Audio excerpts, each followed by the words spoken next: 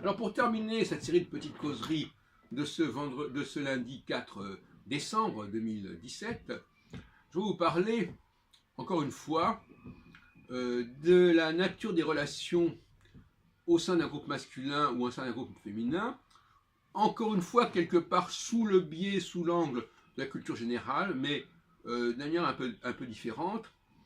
Je parlerai d'une sorte d'épouillage dans le cas des hommes. L'épouillage, mais au sens pas physique, mais culturel. Quand on dit par exemple chercher des poux à quelqu'un, ça se prend au sens figuré. Hein. Et c'est un peu ce que nous faisons quand nous rencontrons nous entre hommes, on se cherche des poux. C'est-à-dire qu'on s'en enlève en quelque sorte. Comme font les chimpanzés ou je sais pas quoi. Donc, chercher des poux à quelqu'un, ça veut dire trouver des failles, trouver des insuffisances, trouver des manques. Et on peut dire que quelque part, Socrate, il cherchait des poux chez les gens qu'il rencontrait. On peut dire ça, quelque part. Donc, je parlais d'une sorte d'épouillage au figuré, qui est très sain, parce que ça permet de corriger des erreurs, d'avoir une certaine exigence intellectuelle et culturelle.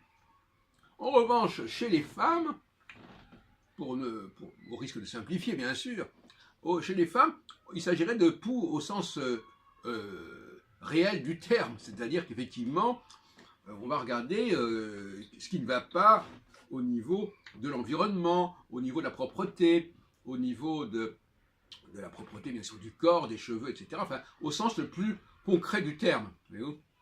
Donc d'un côté, les hommes sont plutôt dans la critique au niveau intellectuel, spirituel, moral, et les femmes seraient plutôt au niveau de la pureté et de la propreté matérielle.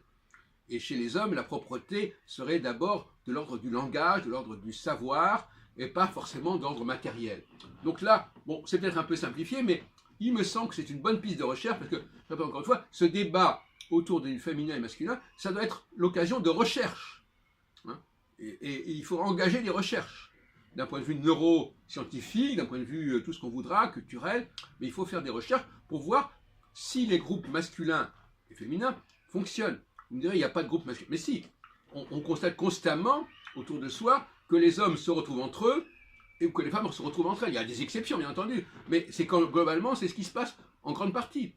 Et d'ailleurs, le café philo McDo dont je m'occupe, depuis quelques semaines déjà, eh bien, il n'y a que des hommes qui participent.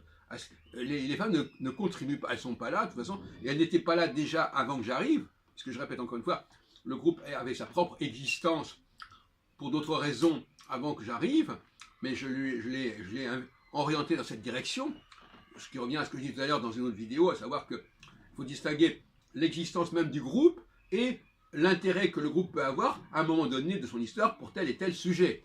Ce que M. Lenoble appelle l'imaginaire. Mais l'imaginaire, il évolue. Le même groupe peut avoir un imaginaire qui peut varier considérablement d'une période à l'autre.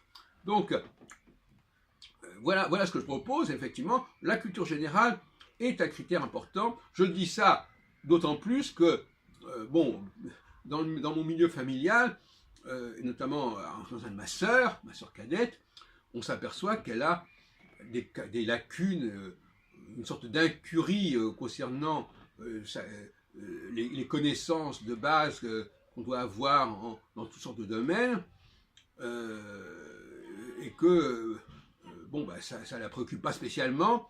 Et alors effectivement, quand une femme, c'est pour ça que les femmes quelque part n'aiment pas trop, c'est pour ça que la mixité fait problème, parce que les hommes, quand ils voient une femme arriver, ils se disent elle va encore nous embêter avec des réflexions sur la propreté de nos vêtements, ou de notre lieu d'habitation, etc. Hein, et puis les femmes, quand elles voient un homme arriver, elles se disent oh là là, il va nous faire des réflexions sur pourquoi on dit comme ceci les choses et pas autrement, etc. Bon, voilà, donc il y a des sources de conflits qui sont évidentes et qui sont souvent de l'ordre du déni.